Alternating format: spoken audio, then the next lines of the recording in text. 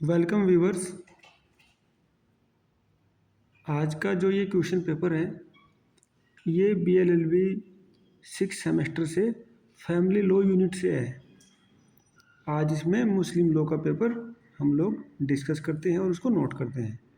Please इसको note कीजिएगा अपनी नोटबुक में। देखिए ये लेटेस्ट है मई 2025 का। ज़रा नोट करें। वेरी शॉर्ट में question number 1, right A note on gift, दान पर टिप्पणी लिखिए। सेकंड, ये वेरी इंपॉर्टेंट क्वेश्चन होते हैं जो बार बार रिपीटेड होते रहते हैं। एक्सप्लेन इद्दत, इद्दत को समझाइए। 3, राइट ए नोट ऑन खयार उल बुलूग, खयार उल बुलूग पर टिप्पणी लिखिए। अरबी वर्ड है, ये ऐसे ही आता है। तलाक ए तफवीज से आप क्या समझते हैं? What do you understand by तलाक ए तफवीज? तलाक का एक क्वेश्चन ज़रूर आता है। वक्फ क्या है? What is Waqf? Then short, हेरी शॉर्ट। शॉर्ट में नोट करें, लिखें इसको नोटबुक पर, ऐसे नहीं। Describe the historical background of Muslim law and periods of its development. मुस्लिम विधि की ऐतिहासिक पृष्ठभूमि एवं उसके विकास के कालों का वर्णन कीजिए।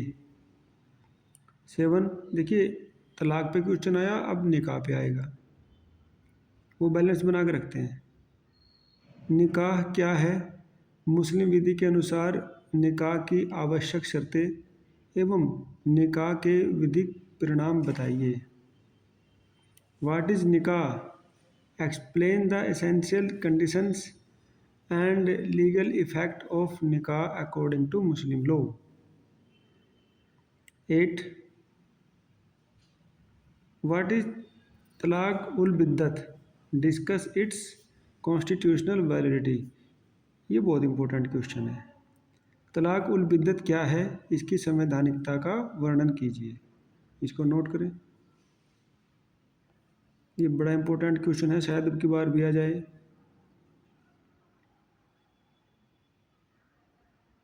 अब ये डिस्क्रिप्टिव टाइप क्वेश्चन है।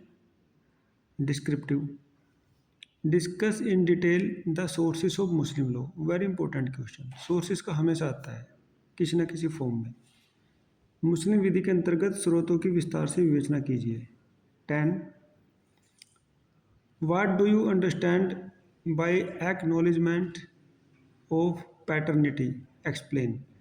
पितृत्व की अभिस्वीकृति से आप क्या समझते हैं? व्याख्या कीजिए। नया क्वेश्चन है, आता है।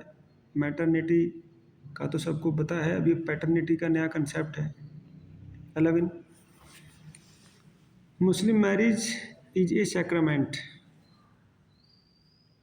Not a civil contract. देखो ये ना उसने उल्टा लिख दिया, इसको ऐसे लिखना था, Muslim marriage is a civil contract not a sacrament. आप इसको ठीक कर लीजिएगा, एलेबोरेट। ऐसे भी आ जाते हैं कभी कभी, ह्यूमन एरर से मिस्टेक हो जाती है टाइप वालों से, जो पेपर को टाइप करते हैं। अब मुस्लिम विधि एक सिविल संविदा है, न कि संस्कार, ये है क्वेश्चन। इन्होंने इसमें उल्टा लिख दिया, आप इसको ठीक कर लें। व्याख्या कीजिए, है ना। मुस्लिम विवाह एक सिविल संविदा है।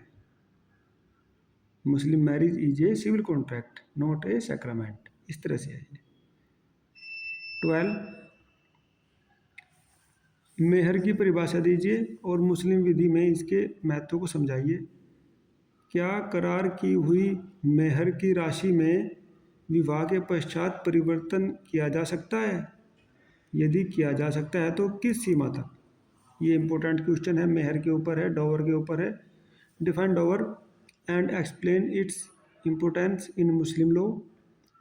Can the agreed amount of dower be verified?